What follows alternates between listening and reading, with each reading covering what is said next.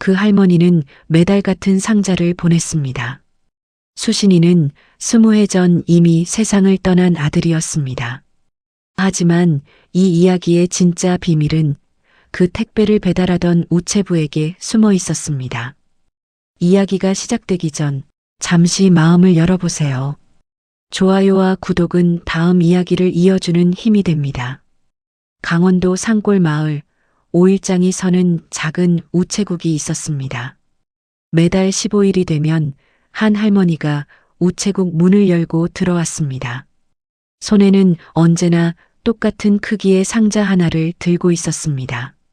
갈색 포장지에 정성스레 테이프를 붙인 택배였습니다. 우체부 강민수는 그 할머니를 20년째 보고 있었습니다. 처음 이 마을에 발령받았을 때부터 지금까지였습니다. 할머니의 머리는 새하얗게 새었고 허리는 점점 굽어갔습니다. 하지만 매달 15일만 되면 할머니는 어김없이 나타났습니다. 민수는 상자를 받으며 인사를 건넸습니다. 할머니는 고개를 끄덕이며 상자를 내밀었습니다. 언제나 같은 모습이었습니다. 민수는 송장을 확인했습니다. 수신인 이름은 이영호. 주소는 강원도 화천군 산 125번지. 20년 동안 한 번도 바뀌지 않은 주소였습니다. 민수는 조심스럽게 물었습니다. 이 주소로 보내면 늘 반송되는데도 왜 계속 보내시는지. 할머니는 잠시 침묵했습니다. 그리고 작게 대답했습니다. 알고 있다고. 그래도 보내야 한다고. 그 아이가 기다린다고. 할머니의 목소리는 낮았지만 단단했습니다. 민수는 더 이상 묻지 않았습니다. 20년 동안 이 대화는 매달 반복되었습니다. 할머니는 택배비를 내고 천천히 우체국 문을 나섰습니다. 뒷모습이 쓸쓸해 보였습니다. 민수는 택배 상자를 들고 차에 실었습니다. 그날도 이 택배는 목적지에 도착하지 못할 것이었습니다. 주소지는 이미 폐가가 된 지 오래였으니까요. 하지만 할머니는 매달 어김없이 상자를 보냈습니다. 마치 그게 살아가는 이유인 것처럼. 며칠 뒤 택배는 역시나 반송되었습니다.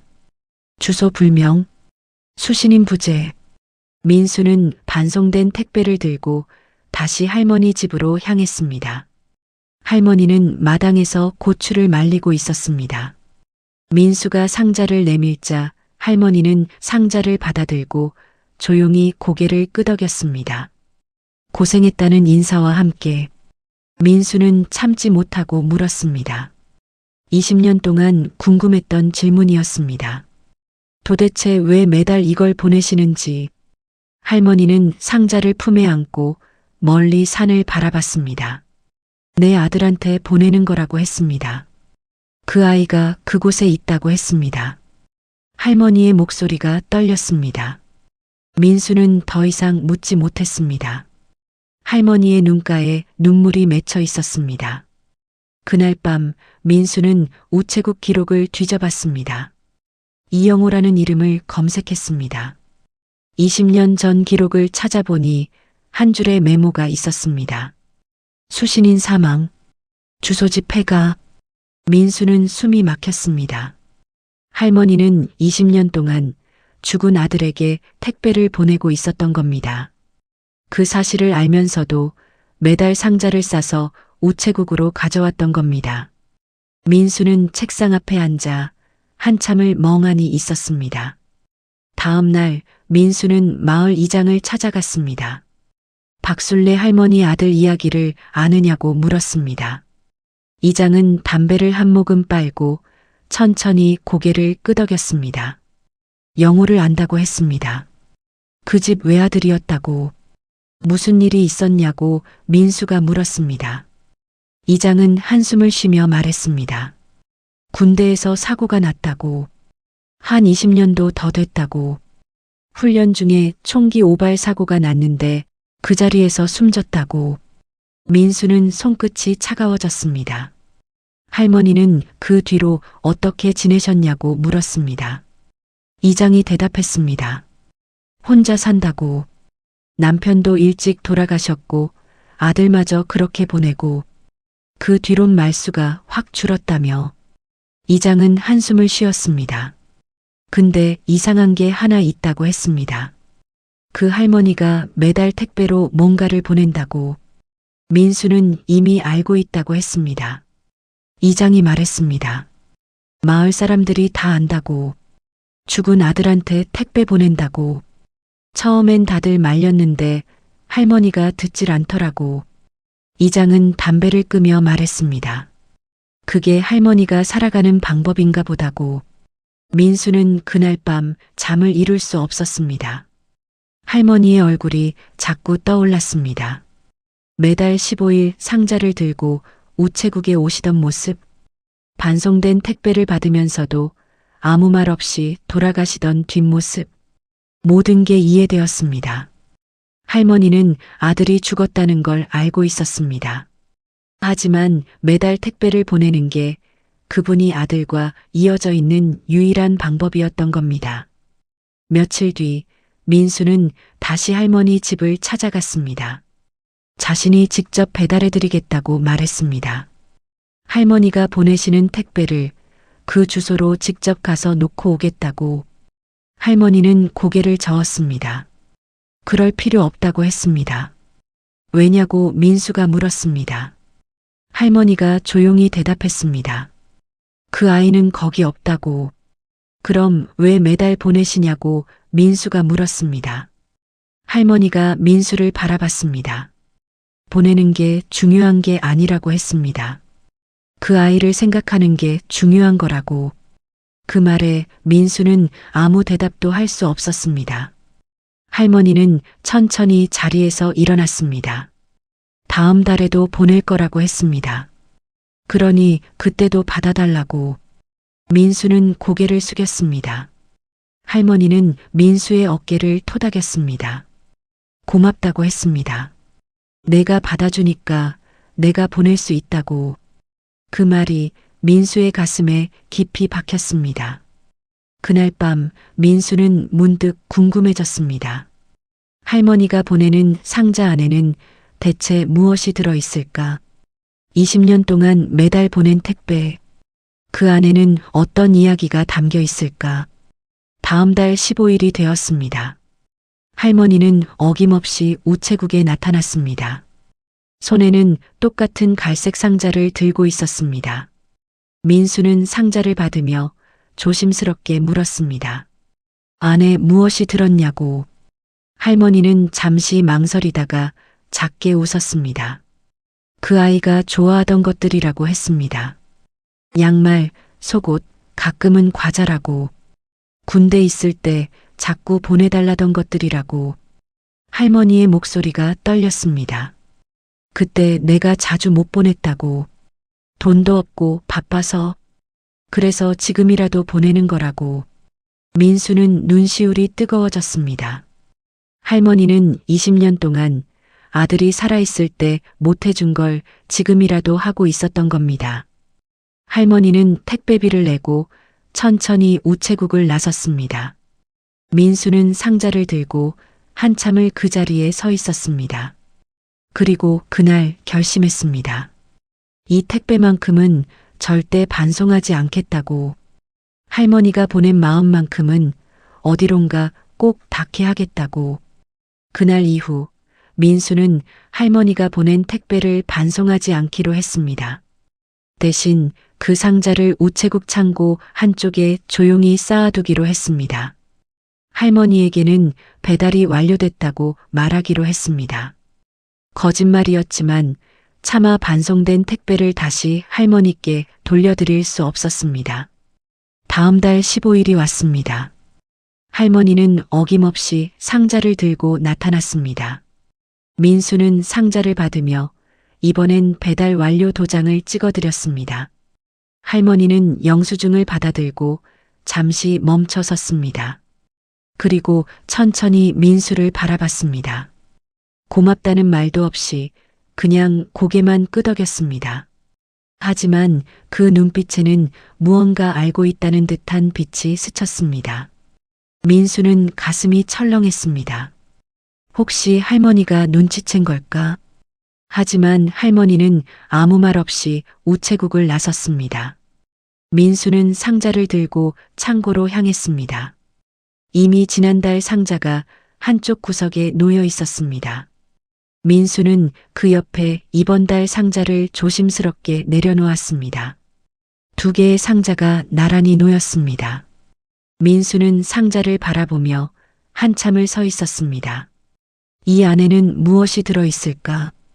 할머니가 20년 동안 보낸 사랑이 담겨 있을까? 그날 밤 민수는 동료 우체부 김 과장에게 물었습니다. 박순례 할머니 이야기를 아느냐고. 김 과장은 고개를 끄덕였습니다. 안다고 했습니다. 이 마을에서 모르는 사람이 없다고. 그 할머니 아들이 군대에서 돌아가셨다고. 그 뒤로 매달 택배를 보낸다고. 김 과장이 한숨을 쉬었습니다. 처음엔 다들 이상하게 봤다고. 죽은 사람한테 택배를 보낸다고. 하지만 시간이 지나자 아무도 뭐라 하지 않게 됐다고. 그게 할머니가 살아가는 방법이니까. 민수가 물었습니다. 혹시 그 아들 이영호가 어떤 사람이었는지 아느냐고. 김 과장이 잠시 생각하더니 대답했습니다. 착한 애였다고. 효자였다고. 군대 가기 전까지 할머니를 잘 모셨다고. 주말마다 집에 와서 밭일도 거들고 할머니 병원도 모시고 다녔다고. 그런 아들이 갑자기 세상을 떠나니 할머니가 얼마나 힘드셨겠냐고. 민수는 가슴이 먹먹해졌습니다. 다음 날 민수는 마을 보건소를 찾아갔습니다. 20년 전 기록이 남아있을까 싶어서였습니다.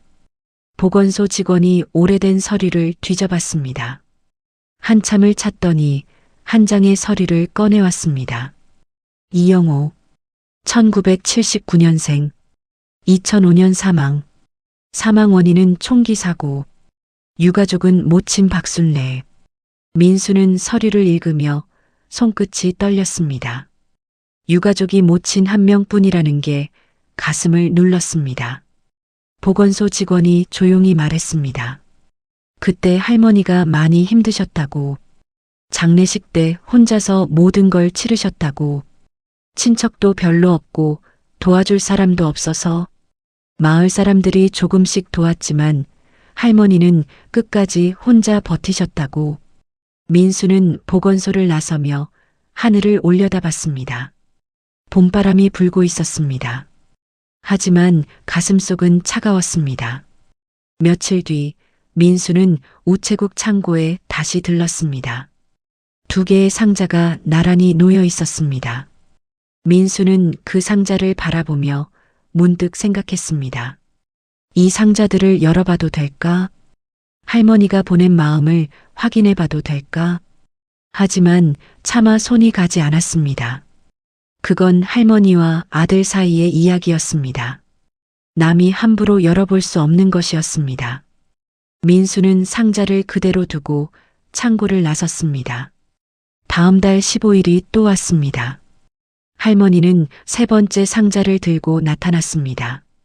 민수는 상자를 받으며 할머니의 얼굴을 유심히 봤습니다. 할머니의 얼굴은 예전보다 더 수척해 보였습니다. 눈가의 주름도 더 깊어진 것 같았습니다. 하지만 눈빛만큼은 여전히 단단했습니다. 민수는 배달 완료 도장을 찍어드렸습니다. 할머니는 영수증을 받아들고 잠시 민수를 바라봤습니다.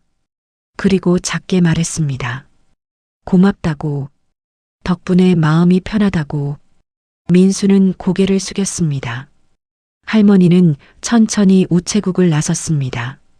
민수는 상자를 들고 창고로 향했습니다. 이제 3개의 상자가 쌓였습니다. 민수는 상자들을 바라보며 한참을 서 있었습니다. 이 상자들이 계속 쌓이면 언젠가는 창고가 가득 차겠지. 하지만 그래도 괜찮다고 생각했습니다. 할머니의 마음을 담은 상자들이니까. 그날 밤 민수는 집에 돌아와 오래된 일기장을 펼쳤습니다. 20년 전 이 마을에 처음 왔을 때의 일기였습니다. 그때도 할머니는 택배를 보내고 있었습니다. 민수는 일기를 읽으며 문득 깨달았습니다. 할머니는 20년 동안 단 한 달도 거르지 않고 택배를 보냈습니다. 비가 오나 눈이 오나 아프나 건강하나 언제나 15일이 되면 상자를 들고 나타났습니다. 그 집념이, 그 사랑이 민수의 가슴을 울렸습니다. 며칠 뒤 민수는 우연히 마을 어귀에서 할머니를 만났습니다. 할머니는 지팡이를 짚고 천천히 걷고 있었습니다. 민수가 다가가 인사를 건넸습니다. 할머니는 고개를 끄덕이며 잠시 멈춰 섰습니다. 민수가 물었습니다. 어디 가시냐고. 할머니가 대답했습니다. 산에 간다고. 아들 산소에 간다고. 민수는 깜짝 놀랐습니다. 아들 산소가 이 근처에 있냐고 물었습니다. 할머니가 고개를 끄덕였습니다. 저 뒤 산 중턱에 있다고. 민수가 같이 가겠다고 했습니다. 할머니는 괜찮다고 했지만 민수는 고집을 부렸습니다. 두 사람은 천천히 산길을 올랐습니다. 할머니는 지팡이를 짚고 민수는 할머니를 부축하며 걸었습니다. 한참을 오르자 작은 산소 하나가 나타났습니다. 소박한 비석 하나만 서 있었습니다. 이영호지며 민수는 비석 앞에 섰습니다. 할머니는 무릎을 꿇고 비석 앞에 앉았습니다. 그리고 조용히 말했습니다. 영호야, 엄마 왔다. 할머니의 목소리가 떨렸습니다. 민수는 뒤로 물러나 조용히 서 있었습니다. 할머니는 한참 동안 비석을 쓰다듬었습니다. 그리고 중얼거렸습니다. 이번 달에도 보냈다고. 내가 좋아하던 양말이랑 과자 보냈다고. 잘 받았냐고. 맛있게 먹었냐고. 민수는 눈시울이 뜨거워졌습니다. 할머니는 아들이 이미 세상을 떠났다는 걸 알고 있었습니다. 하지만 여전히 아들에게 말을 걸고 있었습니다. 마치 아들이 살아있는 것처럼. 한참 뒤 할머니가 일어섰습니다. 민수는 할머니를 부축해 산을 내려왔습니다. 마을 어귀에 도착했을 때 할머니가 말했습니다. 고맙다고. 덕분에 마음이 편하다고. 민수는 고개를 숙였습니다. 할머니는 천천히 집으로 돌아갔습니다. 민수는 할머니의 뒷모습을 바라보며 한참을 서 있었습니다. 그날 밤 민수는 창고에 다시 들렀습니다. 3개의 상자가 나란히 놓여 있었습니다. 민수는 상자를 바라보며 문득 생각했습니다. 이 상자들을 아들 산소 앞에 놓아드리면 어떨까? 그럼 할머니가 조금이라도 마음이 편하실까? 하지만 곧 고개를 저었습니다. 할머니는 이미 알고 계실 것입니다. 택배가 아들에게 닿지 않는다는 걸. 그래도 보내는 이유는 보내는 행위 자체가 할머니에게 위로가 되기 때문일 것입니다. 민수는 상자를 그대로 두고 창고를 나섰습니다. 그리고 속으로 다짐했습니다. 할머니가 보내시는 한 자신은 계속 받아들이겠다고. 그게 자신이 할 수 있는 유일한 일이니까. 3달이 지났습니다. 창고에는 이제 6개의 상자가 쌓여 있었습니다. 민수는 매달 15일이 되면 할머니를 기다렸습니다. 그리고 할머니가 오시면 상자를 받고 배달 완료 도장을 찍어드렸습니다. 할머니는 언제나 고맙다는 인사를 하고 돌아가셨습니다. 이제 그게 익숙해졌습니다. 어느 날 민수는 마을 슈퍼에 들렀습니다. 슈퍼 주인 아주머니가 민수를 보더니 작게 웃었습니다. 요즘 박순례 할머니 덕분에 바쁘시겠다고 말했습니다. 민수가 고개를 갸웃했습니다. 아주머니가 말했습니다. 할머니가 매달 택배 보내신다며. 그거 다 받는 게 민수 씨라며. 민수는 깜짝 놀랐습니다. 마을 사람들이 알고 있었던 겁니다. 아주머니가 한숨을 쉬었습니다. 불쌍하다고.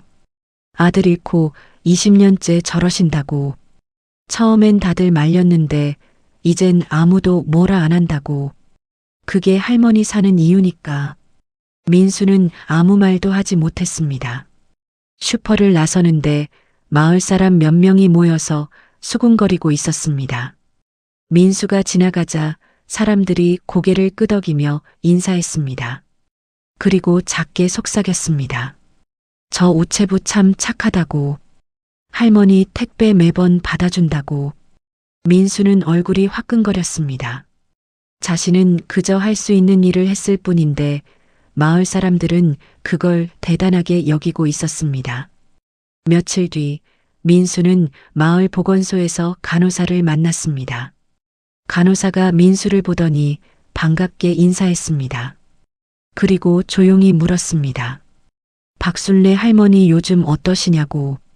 민수가 괜찮으신 것 같다고 대답했습니다. 간호사가 고개를 저었습니다. 사실은 안 괜찮으시다고. 건강이 많이 나빠지셨다고. 지난달 검진 때 봤는데 혈압도 높고 심장도 안 좋다고.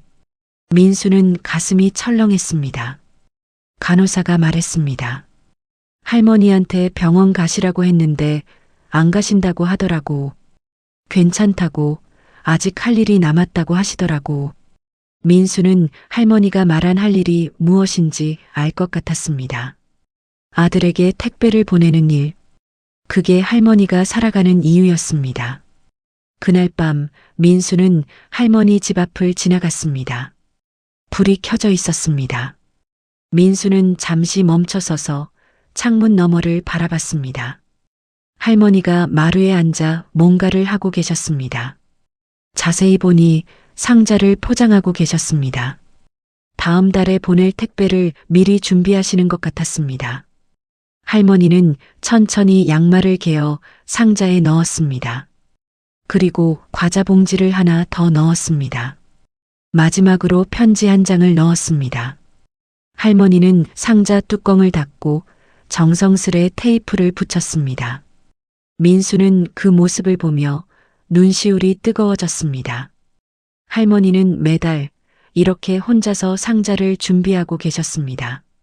아들이 좋아하던 것들을 담고 편지를 쓰고 포장을 하고 그 모든 과정이 할머니에게는 아들과 함께하는 시간이었을 것입니다. 민수는 조용히 자리를 떠났습니다. 다음 날 민수는 우체국장을 찾아갔습니다. 박순례 할머니 택배에 대해 보고해야 할 것 같았습니다. 국장은 민수의 이야기를 듣고 잠시 생각하더니 말했습니다. 그대로 하라고. 할머니 마음이 편하시다면 그게 맞다고. 다만 기록은 남겨두라고. 나중에 문제가 생기면 안 되니까. 민수는 고개를 끄덕였습니다. 국장이 덧붙였습니다. 우체부 일이 단순히 택배를 배달하는 것만은 아니라고. 때로는 사람의 마음을 배달하는 일이기도 하다고. 민수가 지금 하는 일이 바로 그런 거라고. 민수는 가슴이 뭉클했습니다. 며칠 뒤 마을 경로당 앞을 지나가는데 어르신 몇 분이 모여 계셨습니다.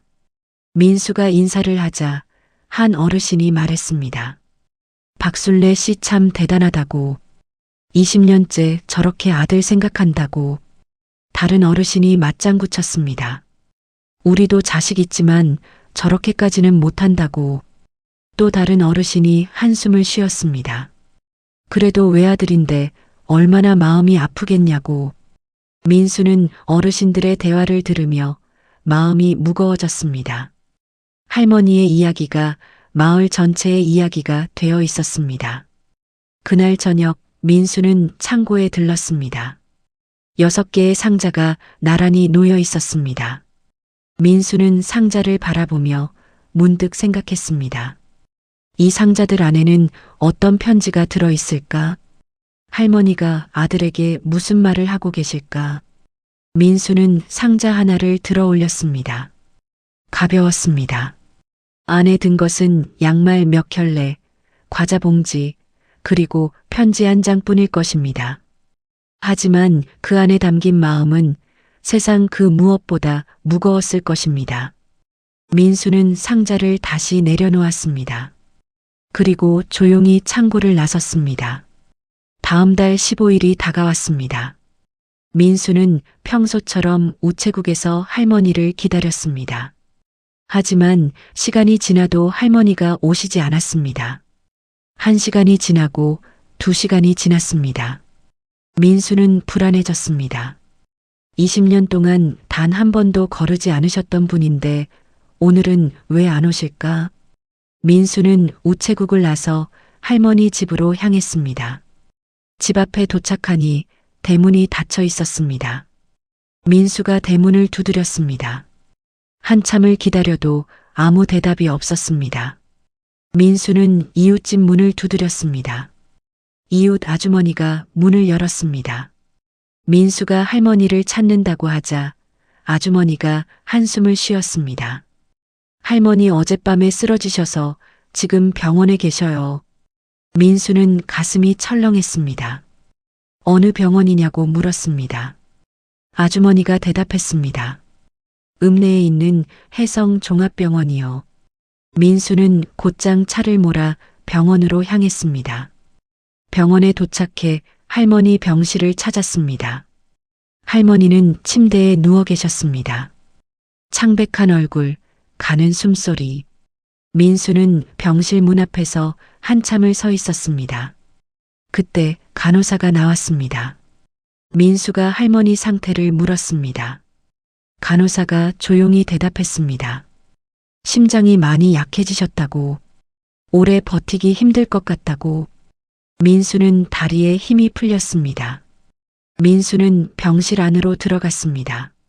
할머니는 눈을 감고 계셨습니다. 규칙적인 숨소리만 들렸습니다. 민수는 조용히 의자에 앉았습니다.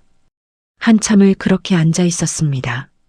얼마나 지났을까 할머니가 천천히 눈을 뜨셨습니다. 민수를 보더니 작게 웃었습니다. 민수가 조심스럽게 물었습니다. 괜찮으시냐고. 할머니가 고개를 끄덕였습니다. 괜찮다고. 조금 피곤할 뿐이라고. 민수는 할머니의 손을 잡았습니다. 차가웠습니다. 할머니가 작게 말했습니다. 오늘이 15일이라고. 택배 보내야 하는데 못 갔다고. 미안하다고. 민수는 눈시울이 뜨거워졌습니다. 괜찮다고 했습니다. 다음에 보내시면 된다고. 할머니가 고개를 저었습니다. 다음은 없을 것 같다고. 이제 힘이 없다고. 민수는 할머니의 손을 꽉 잡았습니다. 할머니가 민수를 바라봤습니다. 그리고 조용히 부탁했습니다. 집에 가서 마루 아래 상자 하나를 가져와 달라고. 갈색 상자 하나가 있을 거라고. 그걸 가져와 달라고. 민수는 고개를 끄덕였습니다. 병원을 나서 할머니 집으로 향했습니다. 대문을 열고 마당으로 들어갔습니다. 마루 아래를 들여다봤습니다. 어둠 속에서 갈색 상자 하나가 보였습니다. 민수는 상자를 꺼내 들었습니다. 예상보다 가벼웠습니다. 민수는 상자를 들고 병원으로 돌아왔습니다. 할머니는 여전히 침대에 누워 계셨습니다. 민수가 상자를 건네드리자 할머니는 천천히 상자를 받아들었습니다. 그리고 뚜껑을 열었습니다. 안에는 편지들이 가득 들어 있었습니다.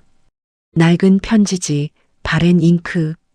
할머니가 20년 동안 아들에게 쓴 편지들이었습니다. 할머니가 편지 한 장을 꺼내 민수에게 건넸습니다. 읽어보라고 했습니다.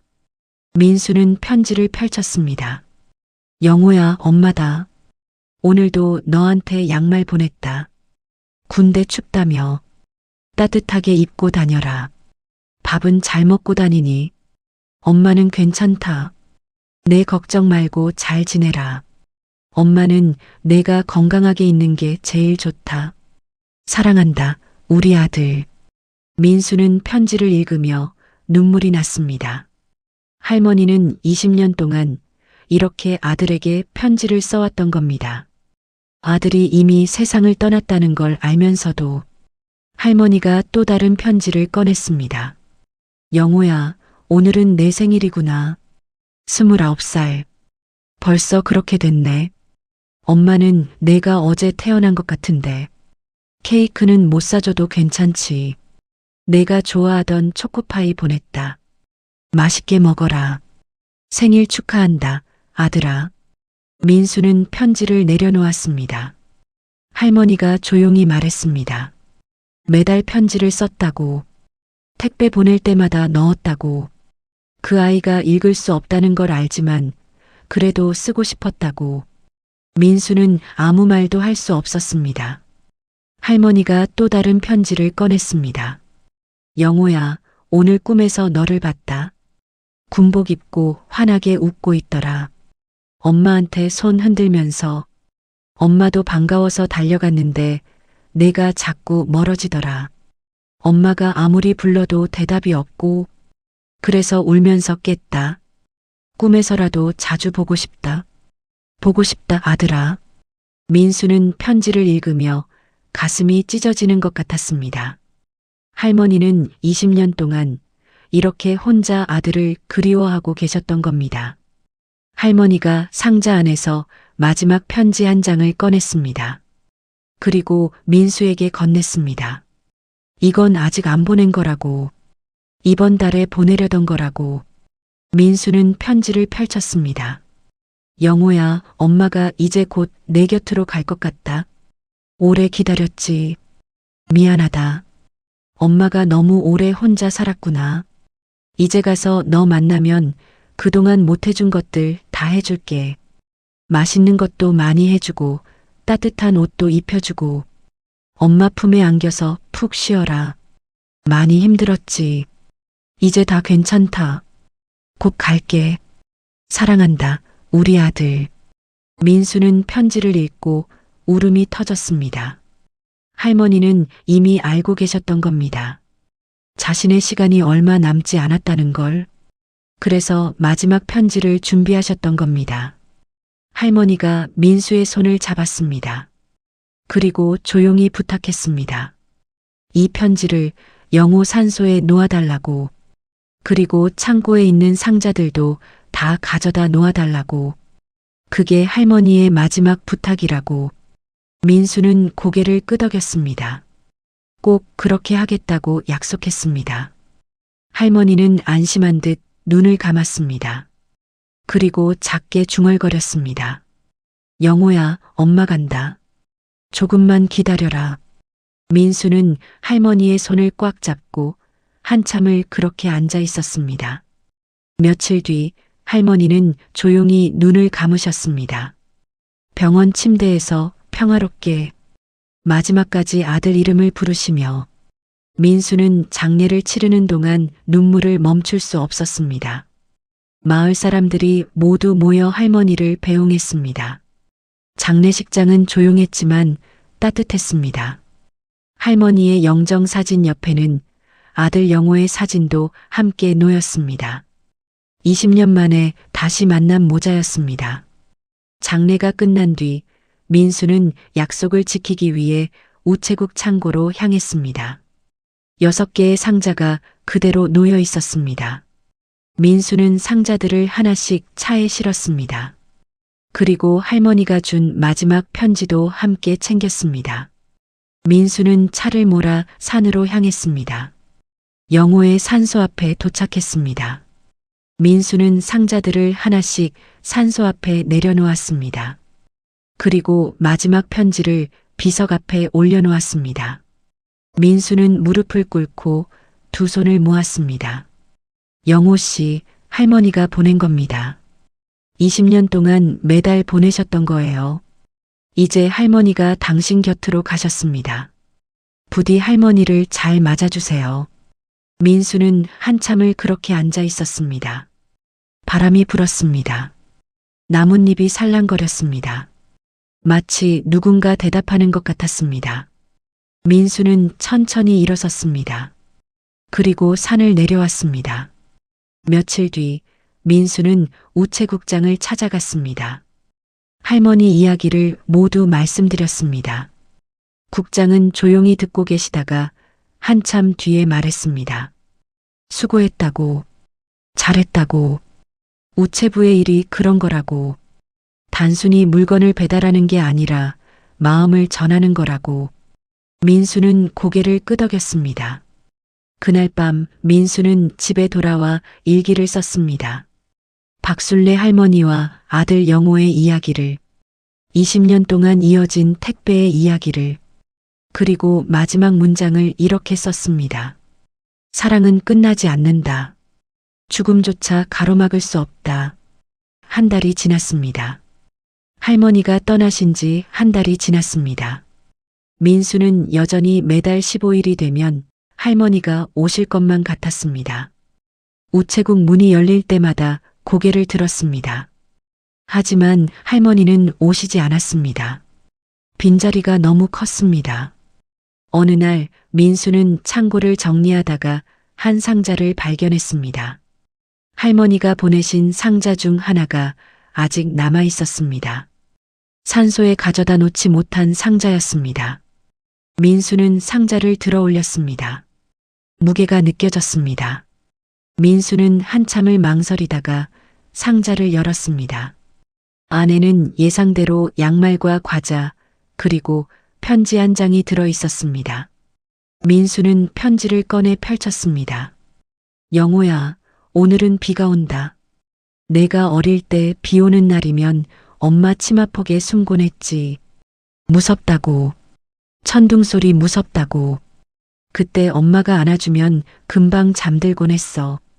지금도 비 오는 날이면 엄마는 우리 아들 생각이 너무 많이 난다. 엄마 품이 그립지. 미안하다.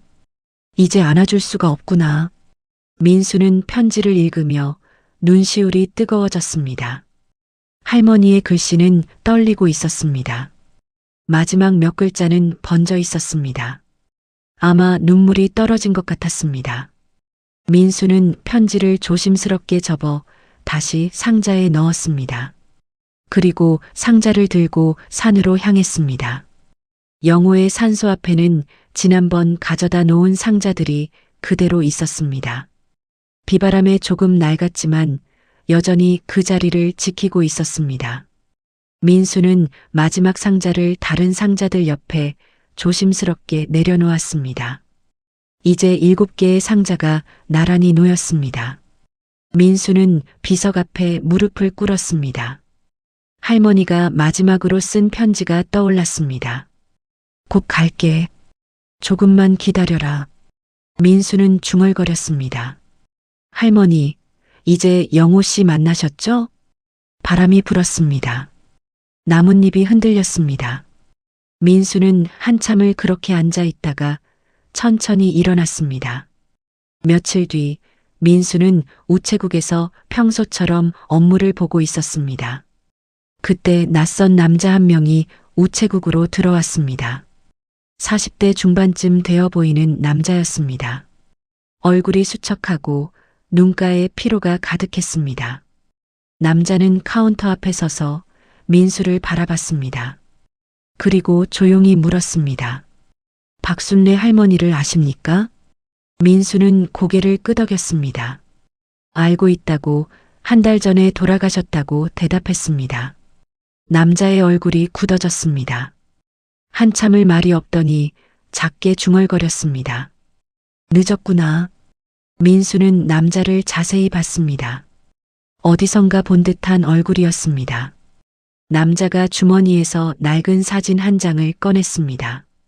그리고 민수에게 보여줬습니다. 사진 속에는 젊은 할머니와 2명의 남자아이가 서 있었습니다. 한 아이는 할머니를 꼭 안고 있었고 다른 아이는 조금 떨어져서 서 있었습니다. 민수가 물었습니다. 이 사진은 뭐죠? 남자가 대답했습니다. 자신의 어릴 적 사진이라고. 민수는 깜짝 놀랐습니다. 그럼 이 사진 속 다른 아이는 누구냐고 물었습니다.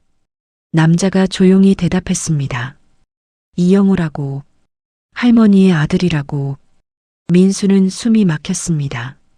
그럼 당신은 누구냐고 물었습니다.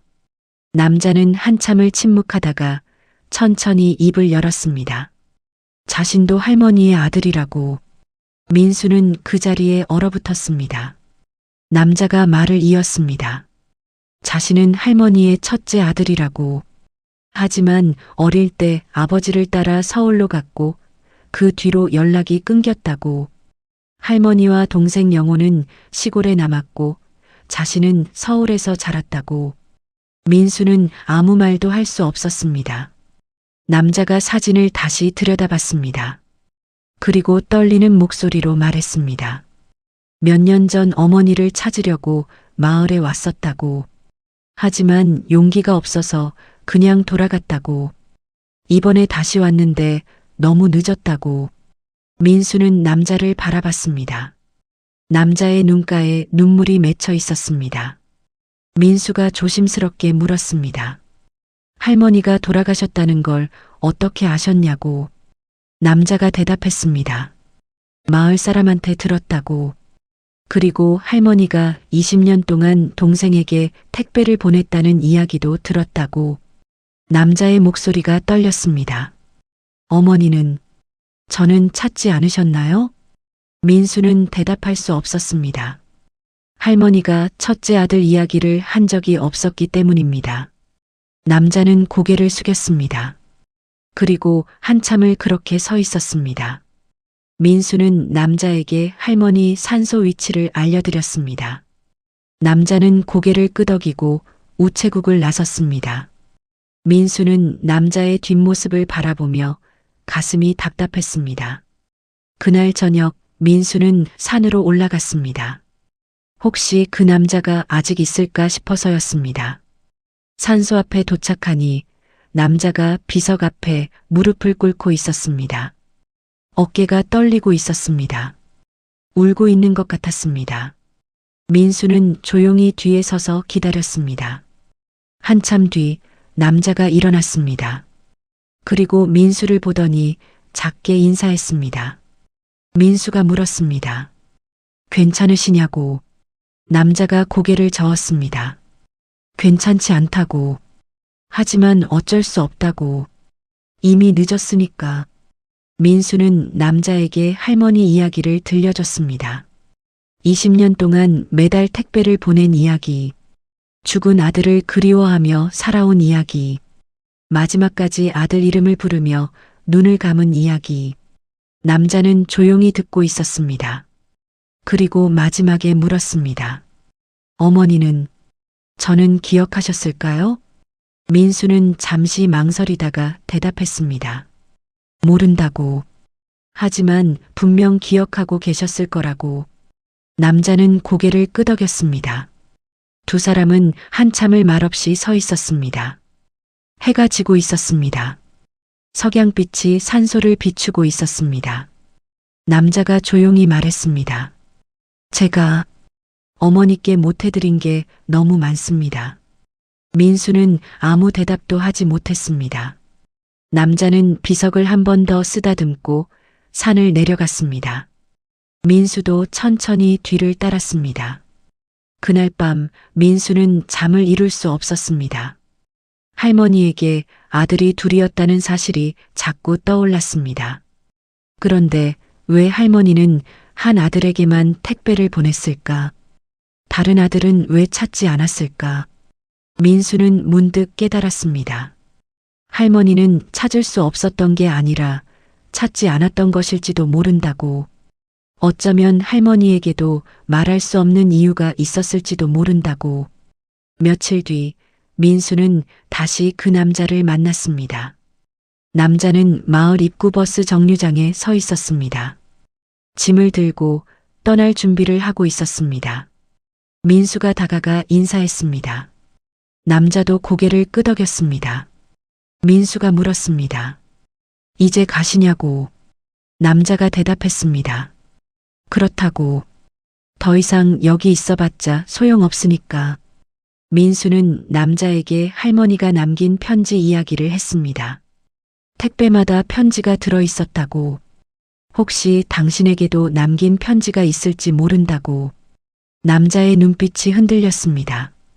정말 그럴까요? 민수는 확신할 수 없었습니다.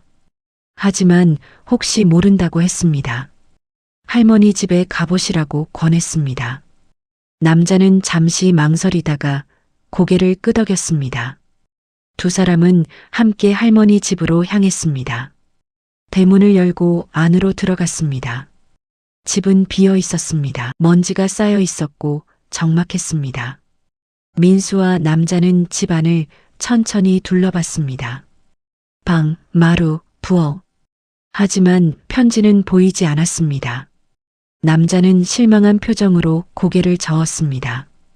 그때 민수가 마루 밑을 다시 들여다봤습니다. 할머니가 마지막으로 꺼내달라고 했던 상자가 놓여있던 자리. 그 옆에 또 다른 상자 하나가 보였습니다. 민수는 상자를 꺼냈습니다. 겉면에 흐릿한 글씨로 이름이 적혀 있었습니다. 민수는 그 상자를 보고 깜짝 놀랐습니다. 상자에 적힌 이름은 이영호가 아니었습니다. 상자에 적힌 이름은 이성훈이었습니다. 남자의 이름이었습니다. 민수는 상자를 남자에게 건넸습니다. 남자는 떨리는 손으로 상자를 받았습니다. 한참을 그대로 서 있더니 천천히 뚜껑을 열었습니다.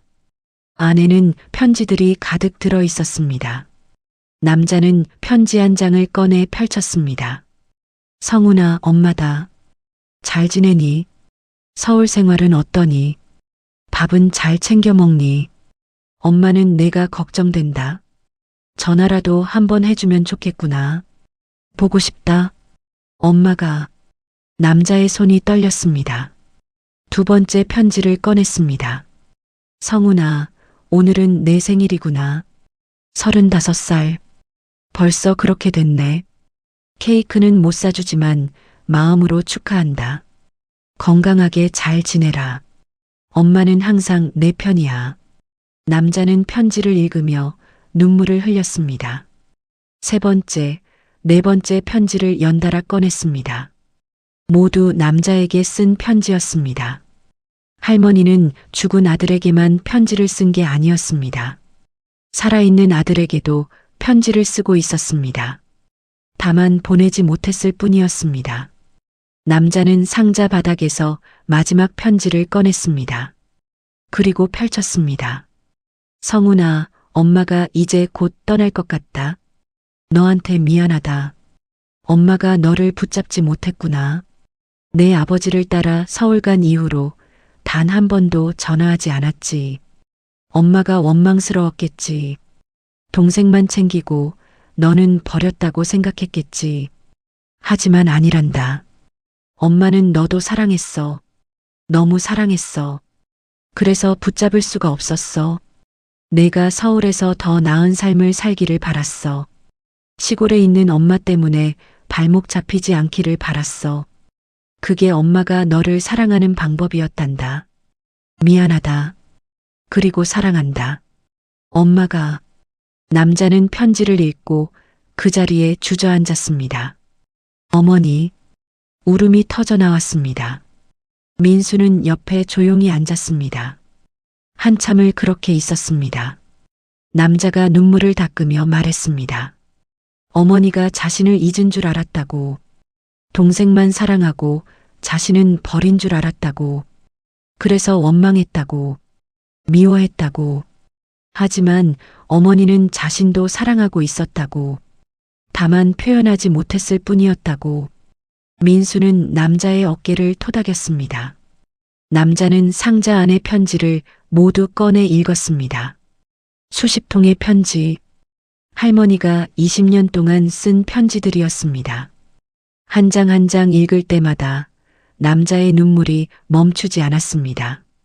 마지막 편지를 다 읽고 나서 남자가 민수에게 물었습니다. 어머니가 왜 이 편지들을 보내지 않았을까? 민수는 잠시 생각하다가 대답했습니다. 아마 보낼 주소를 몰랐을 거라고. 당신이 어디 사는지, 어떻게 연락해야 하는지 몰랐을 거라고. 남자는 고개를 끄덕였습니다. 자신이 연락을 끊었으니까 어머니가 찾을 방법이 없었을 거라고. 남자는 편지들을 다시 상자에 넣었습니다. 그리고 상자를 꼭 안았습니다. 어머니, 이제야 알았습니다. 민수는 남자와 함께 산으로 향했습니다. 할머니와 영호의 산소 앞에 섰습니다. 남자는 두 무덤 앞에 무릎을 꿇었습니다. 그리고 절을 올렸습니다. 한참을 그렇게 앉아 있다가 남자가 입을 열었습니다. 어머니, 늦어서 죄송합니다. 이제야 왔습니다. 동생 미안하다. 형이 너를 지켜주지 못해서. 남자는 상자를 비석 앞에 내려놓았습니다. 그리고 상자 안에서 편지 한 장을 꺼냈습니다. 어머니가 마지막으로 쓴 편지였습니다. 남자는 편지를 다시 한번 읽었습니다. 그리고 조용히 비석에 기대어 놓았습니다. 민수는 뒤에서 지켜보고 있었습니다. 남자가 돌아서며 민수에게 말했습니다. 고맙다고. 덕분에 어머니 마음을 알게 됐다고. 민수는 고개를 저었습니다. 자신은 아무것도 한 게 없다고. 다만 할머니의 마음을 조금 전해드렸을 뿐이라고. 남자는 민수의 손을 잡았습니다. 아닙니다. 선생님이 없었다면 전 영원히 몰랐을 겁니다. 두 사람은 산을 내려왔습니다. 마을 입구에 도착했을 때 남자가 말했습니다. 자신은 이제 떠나야 한다고. 하지만 매년 어머니 기일에는 꼭 찾아오겠다고. 그리고 동생 산소도 잘 돌보겠다고. 민수는 고개를 끄덕였습니다. 남자는 버스에 올랐습니다. 버스가 출발하기 직전 남자가 창문을 열고 말했습니다. 어머니가 선생님을 보내주신 것 같습니다. 민수는 손을 흔들었습니다. 버스가 떠났습니다. 민수는 한참을 그 자리에 서서 버스를 바라봤습니다. 그날 밤 민수는 우체국 창고에 혼자 앉아 있었습니다. 할머니가 보낸 택배들이 놓여 있던 자리는 이제 비어 있었습니다. 모두 산소로 가져갔으니까. 민수는 문득 깨달았습니다. 할머니는 두 아들을 모두 사랑했지만 다른 방식으로 사랑했다는 걸. 한 아들에게는 택배를 보냈고 다른 아들에게는 편지를 썼습니다. 한 아들은 이미 세상을 떠났고 다른 아들은 멀리 떨어져 있었습니다. 하지만 할머니의 사랑은 둘 다에게 닿아 있었습니다. 민수는 일기장을 펼쳤습니다. 그리고 천천히 글을 썼습니다. 사랑은 보이지 않아도 존재한다. 말하지 않아도 전해진다. 그리고 끝나지 않는다. 며칠 뒤 민수는 마을 이장을 만났습니다. 이장에게 할머니 이야기를 들려줬습니다. 첫째 아들이 다녀간 이야기, 할머니가 두 아들을 모두 사랑했다는 이야기. 이장은 조용히 듣고 있다가 한숨을 쉬었습니다. 그랬구나. 할머니가 그런 마음을 갖고 계셨구나. 민수가 물었습니다. 혹시 할머니가 생전에 첫째 아들 이야기를 한 적 있냐고. 이장이 고개를 저었습니다. 없다고. 단 한 번도. 할머니는 그 아들 이야기를 누구에게도 하지 않았다고. 민수는 그게 할머니의 선택이었을 거라고 생각했습니다. 사랑하지만 붙잡지 않는 것. 그게 할머니가 첫째 아들을 사랑하는 방법이었을 것입니다. 며칠 뒤 민수는 다시 산소를 찾았습니다. 할머니와 영호의 무덤 앞에 섰습니다. 그리고 성훈이 놓고 간 편지를 다시 읽었습니다. 할머니의 글씨, 할머니의 마음이 그대로 전해졌습니다. 민수는 편지를 다시 비석에 기대어 놓았습니다. 그리고 두 손을 모았습니다. 할머니, 두 아들 모두 할머니를 사랑합니다. 바람이 불었습니다. 나뭇잎이 흔들렸습니다. 민수는 할머니가 웃고 계실 것 같았습니다. 1년이 지났습니다. 민수는 여전히 우체국에서 일하고 있었습니다. 매달 15일이 되면 여전히 할머니가 생각났습니다. 할머니가 오시던 그 모습이 아직도 눈에 선했습니다. 어느 날 우체국에 젊은 여자 한 명이 찾아왔습니다. 20대 후반쯤 되어 보였습니다. 여자는 민수에게 조심스럽게 물었습니다. 이 우체국에서 20년 전쯤 일하신 분이 계시냐고. 민수가 고개를 저었습니다. 자신이 이 마을에 온 지 20년 됐다고, 그 전에 누가 있었는지는 모른다고. 여자는 실망한 표정을 지었습니다. 민수가 물었습니다. 무슨 일이냐고. 여자가 대답했습니다. 자신의 아버지를 찾고 있다고. 아버지가 20년 전 이 마을 우체부로 일했다고 들었다고. 민수는 깜짝 놀랐습니다. 우체국장을 찾아가 물어봤습니다. 국장이 오래된 기록을 뒤지더니 한 장의 서류를 꺼냈습니다. 20년 전 이 우체국에서 일했던 우체부의 이름. 강영철. 민수는 그 이름을 여자에게 보여줬습니다. 여자가 고개를 끄덕였습니다. 맞다고. 자신의 아버지라고. 민수가 물었습니다. 아버지가 어디 계시냐고. 여자가 조용히 대답했습니다. 5년 전에 돌아가셨다고. 민수는 가슴이 철렁했습니다. 여자가 말을 이었습니다. 아버지가 돌아가시기 전에 이 마을 이야기를 자주 하셨다고. 박순례 할머니 이야기를 하셨다고. 민수는 말을 잃었습니다. 여자가 계속 말했습니다. 아버지가 할머니와 친분이 있었다고. 할머니 아들 영우와 군대 동기였다고. 민수는 온몸이 얼어붙었습니다. 여자가 주머니에서 낡은 사진을 꺼냈습니다. 군복을 입은 두 남자가 어깨동무를 하고 있는 사진이었습니다. 한 명은 영호였고 다른 한 명은 강영철이었습니다. 민수는 사진을 보며 모든 퍼즐이 맞춰지는 걸 느꼈습니다. 여자가 말했습니다. 아버지가 영호와 함께 군대에 있었다고. 그리고 그날 사고가 났을 때 함께 있었다고. 총기 오발 사고. 영호가 그 자리에서 숨졌고 아버지는 살아남았다고. 하지만 아버지는 평생 그 죄책감을 안고 살았다고. 자신이 대신 죽었어야 했다고 생각했다고. 민수는 여자의 말을 들으며 가슴이 먹먹해졌습니다. 여자가 계속 말했습니다. 아버지가 제대 후 이 마을로 왔다고. 할머니를 찾아왔다고. 그리고 우체부로 일하며 할머니를 도왔다고. 민수는 문득 깨달았습니다. 20년 전 할머니가 택배를 보내기 시작한 시기, 그리고 강영철이 우체부로 일한 시기가 겹친다는 것을. 여자가 말했습니다. 아버지가 할머니의 택배를 20년간 받았다고. 한 번도 반송하지 않았다고. 대신 창고에 보관했다고. 민수는 그제야 모든 게 이해됐습니다. 그럼 제가 한 것도. 여자가 고개를 끄덕였습니다. 아버지가 했던 일을 민수가 이어받은 거라고. 민수는 그제야 이해했습니다. 자신이 왜 할머니의 택배를 반송하지 않았는지, 왜 창고에 보관했는지, 그건 우연이 아니라 전임자가 남긴 방식이었던 겁니다. 여자가 조용히 말했습니다. 아버지가 돌아가시기 전에 유언을 남겼다고. 할머니가 돌아가시면 영호 산소에 가서 인사를 드리라고. 그래서 이렇게 왔다고.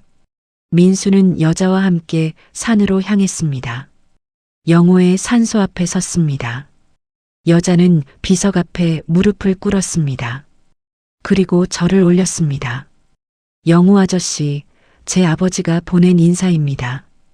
민수는 옆에서 지켜봤습니다. 여자가 주머니에서 편지 한 장을 꺼냈습니다. 아버지가 남긴 편지라고 했습니다. 여자는 편지를 펼쳐 읽기 시작했습니다. 영호야, 영철이다. 오랜만이다. 미안하다. 형이 너를 지키지 못했다.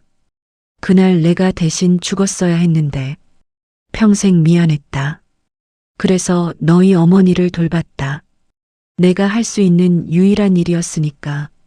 이제 나도 곧 내 곁으로 갈 것 같다. 그때 만나면 제대로 사과할게. 그리고 한잔하자. 미안하다, 친구야. 여자는 편지를 다 읽고 비석 앞에 내려놓았습니다.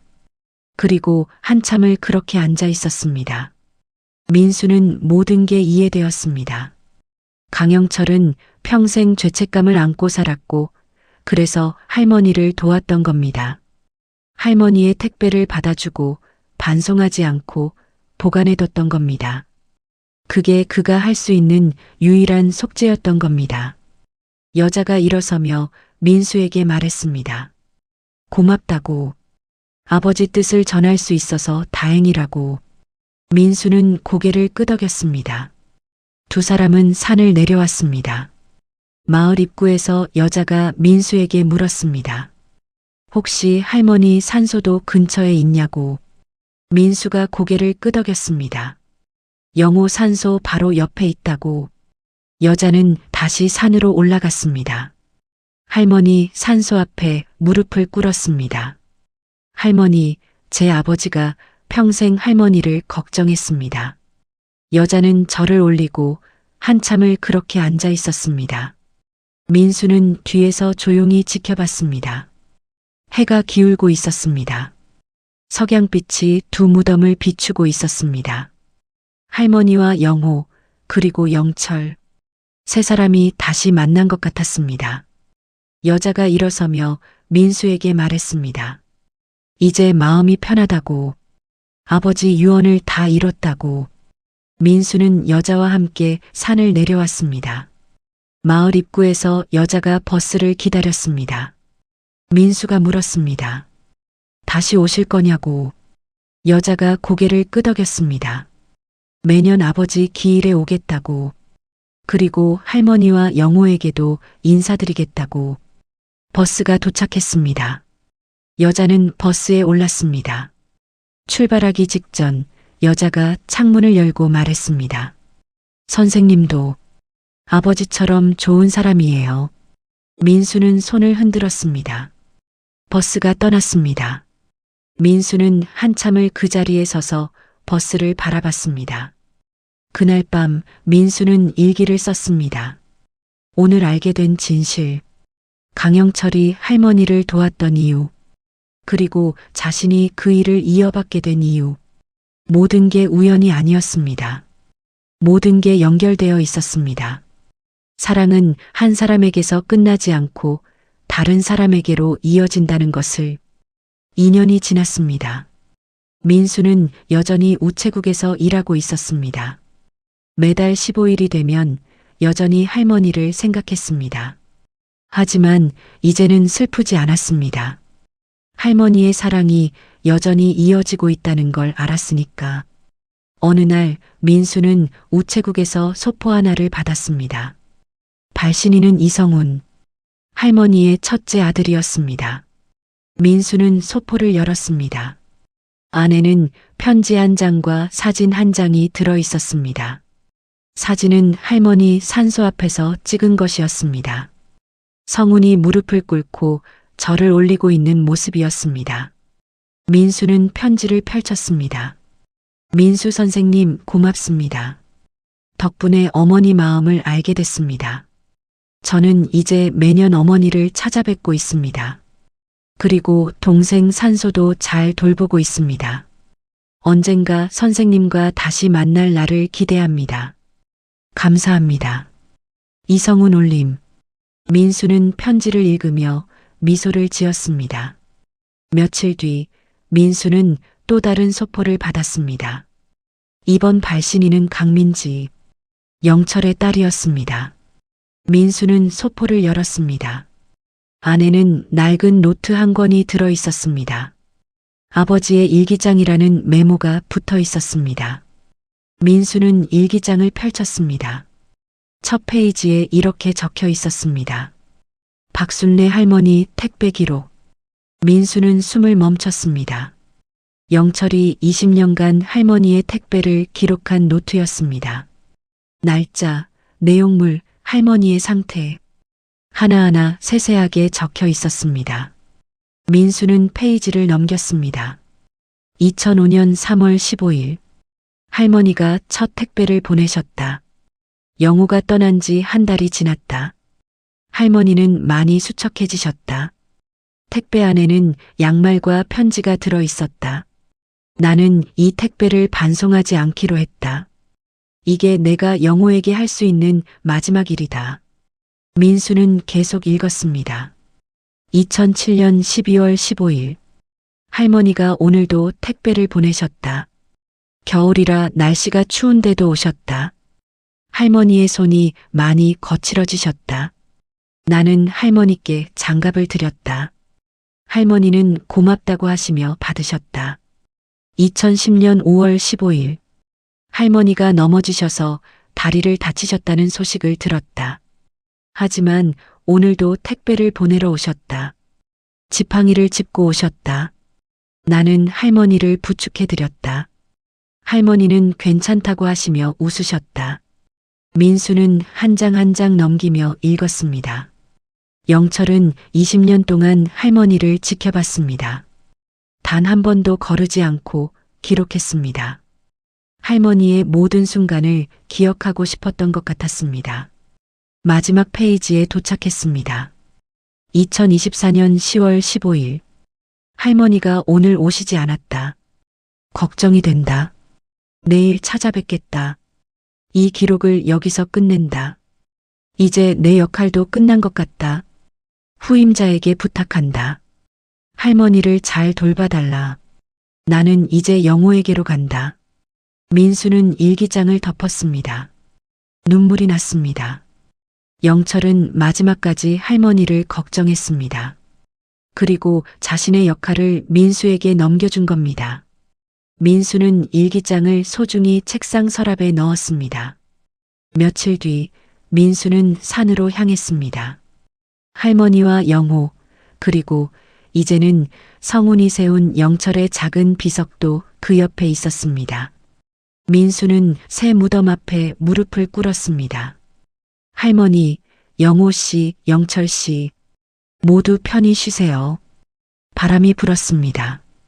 나뭇잎이 흔들렸습니다. 민수는 한참을 그렇게 앉아 있었습니다. 그날 저녁 민수는 우체국으로 돌아왔습니다. 책상에 앉아 창밖을 바라봤습니다. 석양이 지고 있었습니다. 문득 누군가 우체국 문을 열고 들어왔습니다. 젊은 여자였습니다. 손에 갈색 상자를 들고 있었습니다. 민수가 자리에서 일어났습니다. 여자가 조심스럽게 말했습니다. 택배를 보내고 싶다고. 민수가 상자를 받으며 물었습니다. 어디로 보내시냐고. 여자가 대답했습니다. 하늘나라라고. 민수는 숨이 멎었습니다. 여자가 계속 말했습니다. 어머니께 보내는 거라고. 작년에 돌아가셨다고. 하지만 보내고 싶다고. 민수는 여자를 바라봤습니다. 여자의 눈가에 눈물이 맺혀 있었습니다. 민수는 상자를 조심스럽게 받았습니다. 그리고 송장을 작성했습니다. 수신인 청구. 민수는 배달 완료 도장을 찍었습니다. 그리고 여자에게 영수증을 건넸습니다. 여자가 영수증을 받으며 작게 웃었습니다. 고맙습니다. 민수도 웃으며 대답했습니다. 언제든지 오세요. 여자는 우체국을 나섰습니다. 민수는 상자를 들고 창고로 향했습니다. 그리고 조심스럽게 한쪽 구석에 내려놓았습니다. 민수는 상자를 바라보며 미소를 지었습니다. 할머니가 시작한 사랑이 이제 다른 사람에게로 이어지고 있었습니다. 그날 밤 민수는 일기를 썼습니다. 오늘 새로운 택배를 받았다. 하늘나라로 보내는 택배. 할머니가 시작한 이 일이 이제는 많은 사람들의 사랑이 되어가고 있다. 나는 계속 이 일을 할 것이다. 사랑을 전하는 일, 마음을 배달하는 일. 그게 우체부의 진짜 역할이니까. 민수는 일기장을 덮고 창밖을 바라봤습니다. 별이 빛나고 있었습니다. 할머니도 영호도 영철도 모두 저 하늘 어딘가에서 웃고 있을 것 같았습니다. 민수는 조용히 중얼거렸습니다. 할머니, 제가 잘 지키고 있습니다. 바람이 불었습니다. 창문이 살랑 흔들렸습니다. 마치 누군가 대답하는 것 같았습니다. 이 이야기를 끝까지 들어주셔서 감사합니다. 만약 당신에게도 하늘나라로 보내고 싶은 마음이 있다면 좋아요로 전해주세요. 구독을 눌러주시면 또 다른 우리네 이야기를 들려드리겠습니다.